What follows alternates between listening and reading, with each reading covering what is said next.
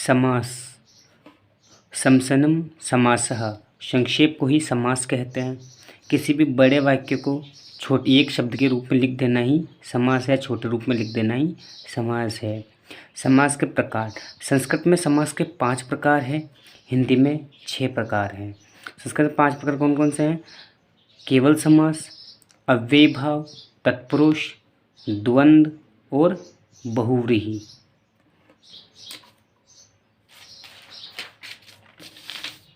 बात करते हैं अव्ययीभाव समास की। अव्ययीभाव समास सूत्र है पूर्व पद प्रधान है अव्ययीभाव। जिस पदार्थ के अंदर पूर्व पद प्रधान होता है वह अव्ययीभाव समास कहलाता है। इस समास में प्रथम पद प्रधान होता है, जो भी प्रथम पद होगा वो प्रधान होगा। प्रथम पद कोई उपसर्ग या अव्यय पद होता है। इस समास में समस्त पद सदैव नपुंसकलिंग एक वचन में प्रयुक्त होता है। समस्त पद बनाने पर पद के अंत में स्थित दीर्घ आ, ई और उ की मात्राएं के स्थान पर ह्रस्व स्वर हो जाता अ, ई या उ। आ का अ हो जाएगा, बड़ी ई की छोटी ई हो जाएगी, बड़े उ का छोटा उ हो जाता है। अब अव्ययीभाव समास के 10वीं क्लास के अंदर 6 नियम हैं। पहला प्रति, दूसरा यथा, तीसरा उप, निर, अनु और अधि। जो प्रति है उसमें मूल, जब भी हम प्रति वाले सेंटेंस को बनाते हैं तो मूल शब्द के अंदर द्वितीय विभक्ति का एक वचन लगाते हैं, मूल पद को 2 बार लिखते हैं और उसके पीछे प्रति जोड़ देते हैं। जैसे ही यथा होता है, यथा में भी द्वितीय विभक्ति का एक वचन लगाते हैं मूल शब्द में और पीछे अनतिक्रम में जोड़ देते हैं। उप के अंदर षष्ठी विभक्ति का एक वचन लगाते हैं और मूल शब्द के अंदर षष्ठी विभक्ति का एक वचन और पीछे समीपम जोड़ देते हैं। निर के अंदर षष्ठी विभक्ति का एक वचन और पीछे अभाव जोड़ देते हैं। वहीं अनु की बात करें, अनु में भी षष्ठी विभक्ति का एक वचन लगेगा मूल शब्द के अंदर, तो मूल धातु के अंदर, और इसके 2 अर्थ में प्रयुक्त होता है, पश्चात अर्थ में और योग्यम अर्थ में। अगर किसी व्यक्तिवाचक शब्द है तो पश्चात अर्थ में प्रयुक्त होगा और भाववाचक या जातिवाचक शब्द है तो योग्यम अर्थ में प्रयुक्त होगा। वहीं अधि की बात करें, अधि में सप्तमी विभक्ति का एक वचन होता है, मूल शब्द में सप्तमी विभक्ति का एक वचन लगाते हैं और पीछे इति जोड़ देते हैं। अब कुछ शब्द जो हमारे इनकी विभक्तियाँ में पता होनी चाहिए, जैसे दिनम, दिन का द्वितीय विभक्ति क्या होगी? दिनम या दीनम, दोनों तरह से लिख सकते हैं, कोई भी एक प्रकार। एक को हम एकम या एकम दोनों प्रकार से लिख सकते हैं।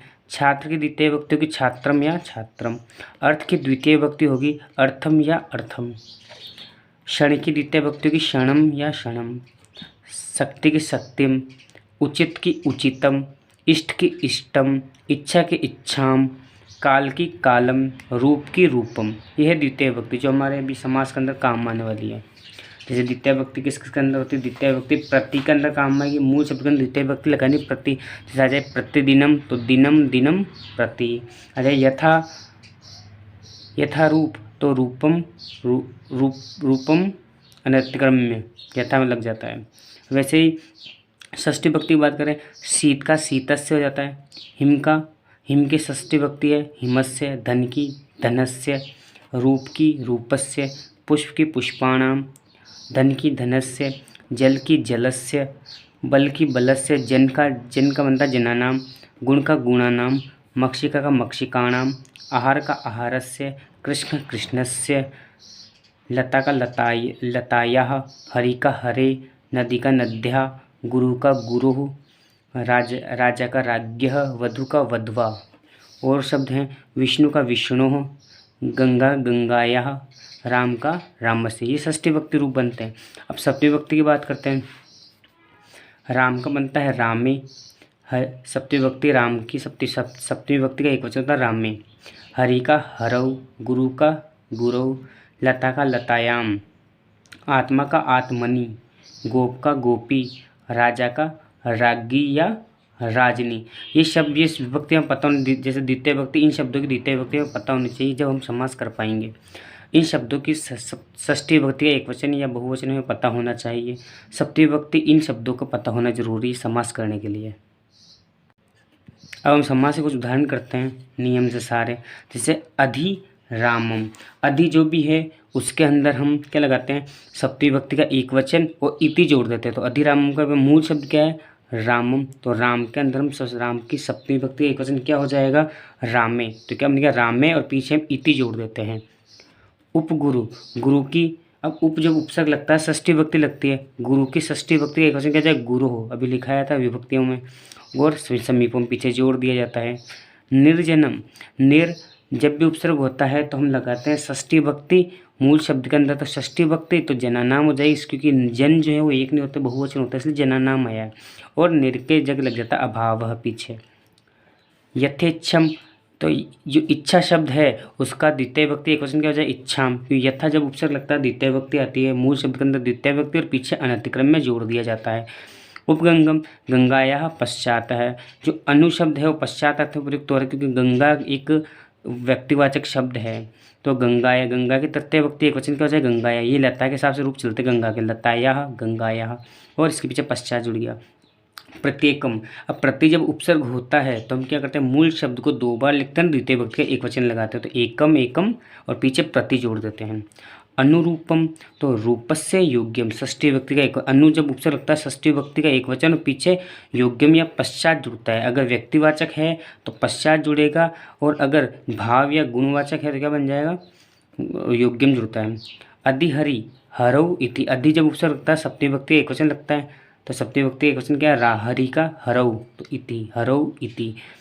उपलतम, अब लताया का लताया के उप जब शब्द लगता है तो उप में हम षष्ठी विभक्ति एक वचन लगाते हैं, षष्ठी विभक्ति का एक वचन, तो क्या बनता है, लताया समीपम। अधिगुरु, गुरौ इति। उपनद्यम, उपनदम, तो नद्या समीपम। उपवधु, वधवः समीपम। उपलतम, लतायाम इति, षष्ठी, यह सप्तमी विभक्ति यहाँ पर। गोपी, अधिगोपम, तो गोपी इति, गोपी की गोप की सप्तमी विभक्ति गोपी होता है। निर्मक्षिकम, मक्षिकाणाम अभावः। निर्बलम, बलस्य अभावः। ये कुछ उदाहरण थे, और देख लेते उदाहरण, ये मोस्ट उदाहरण है, मोस्ट इम्पोर्टेंट, इनसे बाहर लगभग आता नहीं है। यथाशक्ति, शक्ति अनतिक्रम्य। यथोचितम, उचितम, यहाँ यथा प्लस उचित, यथोचितम बना है गुण संधि होकर, तो यथोचितम, तो उचितम अनतिक्रम्य। अनुविष्णु, तो विष्णु पश्चात है। अनुहरि, हरे पश्चात। अनुकूलम, कूलस्य योग्यम। अनुगुणम, गुणस्य योग्य। हमने देखा था अनु का दो अर्थ में प्रयुक्त था, पश्चात अर्थ में और योग्यम अर्थ में, इसलिए ये व्यक्तिवाचक शब्द है इसलिए पश्चात अर्थ में आया, यहाँ गुण या जातिवाचक शब्द है इसलिए योग्यम अर्थ में आया। प्रतिछात्रम, यहाँ व्यंजन संधि है, प्रति और छात्रम जो जुड़ता है चे का आगम हो जाता है, तो यहाँ मूल शब्द है छात्रम, तो छात्रम छात्रम प्रति, छात्र में द्वितीय विभक्ति का एक वचन आएगा और दो बार लिख देता है प्रति के अंदर। प्रत्यर्थम, तो अर्थम, अर्थम मूल शब्द क्या है, अर्थम, तो अर्थम अर्थम प्रति। अध्यात्मम, अध्यात्म मेन शब्द के आत्मा, अधि प्लस आत्मा, अध्यात्म, तो अध्यात्म आत्मा के सप्तमी विभक्ति एक वचन क्या हो जाएगा, आत्मनि इति। अधिराजम, तो राज्ञी, राज्ञी या राजनीति। उपकृष्ण, तो कृष्णस्य समीपम। उपहरि, तो हरे समीपम। उपराजम, तो राज्ञः समीपम। यथारूपम, तो हम जाए रूपस, रूपम अनतिक्रम्य। यथा कालम, तो कालम अनतिक्रम्य। प्रतिक्षणम, तो क्षणम क्षणम प्रति। अनुराजम, अनुरामम, तो रामस्य पश्चात है। निर्जलम, तो जलस्य अभावः। निर्धनम, धनस्य अभावः। अब देखो यहाँ तो निर्धन है और पीछे एक शब्द आता है निर्जन, तो वहाँ तो आता है, ये तो है निर्जल, मूल शब्द क्या है, जल, तो इसलिए जलस्य अभाव आया। एक शब्द हमने पीछे देखा था वो था निर्जन, ये क्या शब्द है, निर्जन, तो यहाँ जनानाम अभाव है, तो कन्फ्यूज नहीं होना इन शब्दों के अंदर। ये समास के कुछ उदाहरण थे जो मोस्ट इम्पोर्टेंट है, लगभग 35 एग्जाम्पल या तो इन 35 एग्जाम्पलों को आप बार बार पढ़ेंगे तो ये याद हो जाएंगे।